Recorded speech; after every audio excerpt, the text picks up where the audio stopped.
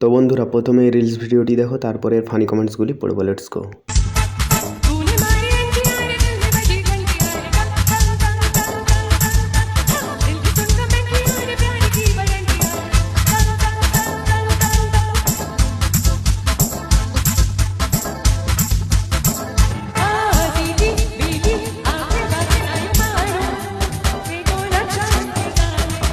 अरे कौन भौंक रहा है ये बदतमीज। तो चलिए शुरू करते हैं। গানটার ইজ্জত শেষ। আমার দাদুর ঘন্টাটা বোধহয় টং টং করে নাড়িয়ে দিল।